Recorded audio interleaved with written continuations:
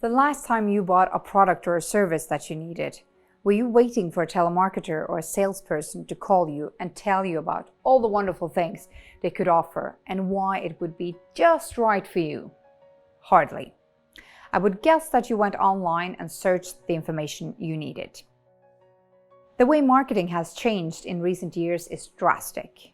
You, like most others, prefer to do your own research on products and services.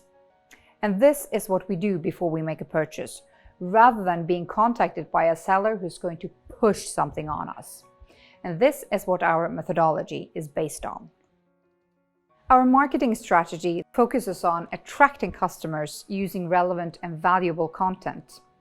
And in a way that actually helps and guides without it feeling like you're being pushed. To understand this in the best possible way, you must also understand the concept of a digital customer journey. The buyer's journey is defined as the active research process a person goes through when purchasing a product or a service. Everyone goes through this process, whether you've purchased a house, selected a restaurant for dinner, or even picked up a candy bar at the convenience store. And it is precisely this journey that we help our customers solve for their potential customers. We divide the customer journey into 3 phases, and that's awareness, consideration, and decision.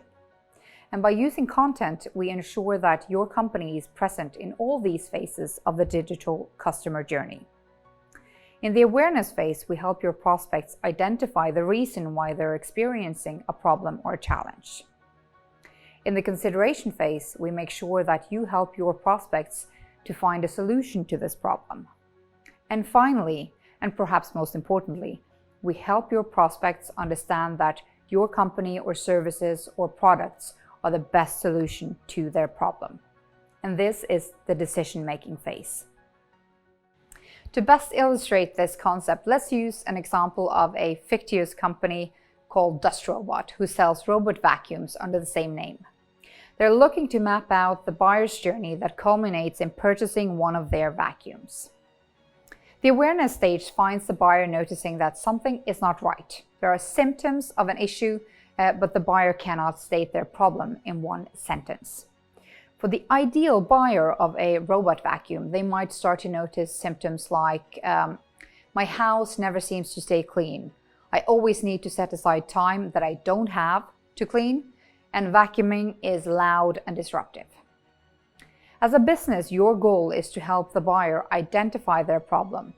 You'll be looking to provide them content to help them identify their symptoms and understand that their problem can be summarized in one simple sentence. For Dust Robot, they want the buyer to realize their problem is, I want to keep my house clean, but I don't want to clean it myself. Some content formats to consider might be short white papers, checklists, or blog posts. And this allows your brand to establish yourself as a reliable source of information to the buyer and allows your business to immediately follow up with information that will aid them in the second stage of the buyer's journey. The consideration stage features a buyer who's dedicated to researching options for alleviating their newly defined issue. Your buyer wants information at this stage. They're not ready to purchase a solution. And this means you want to provide content that highlights the different products or services your company offers that could feasibly help the buyer in their current situation. In our buyer's journey for purchasing a robot vacuum, the buyer will start to compile options such as, I could hire a cleaning service. I could buy an automated vacuum. I could hire someone else to take care of the vacuuming. As a business, you might think about providing customers with testimonials, videos highlighting your products or services, live webinars, or demos. And this research will help your buyer decide on their solution and move into the decision stage. The decision stage finds the buyer comparing different brand options to ultimately purchase their solution. And once the buyer has chosen a solution, you want to ensure that they choose your brand over your direct competitors.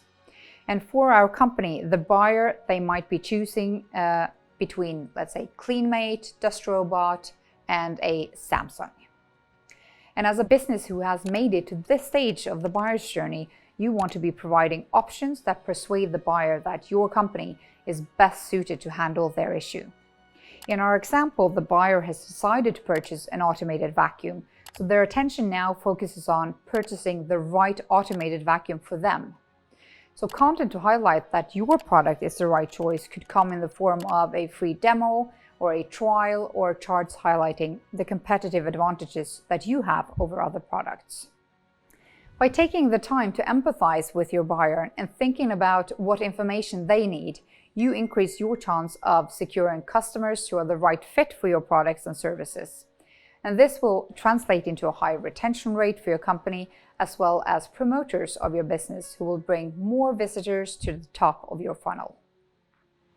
Working with the digital customer journey also gives you a sales rep, working around the clock 365 days a year. In other words, you don't need that many sales reps because those you have can focus and spend their time on relevant, warm, and qualified leads. And the natural question would be, what does this cost? And the quick and short answer is about the same as a sales rep. And this is what we love to help our clients with, and in my opinion, a much smarter way of working.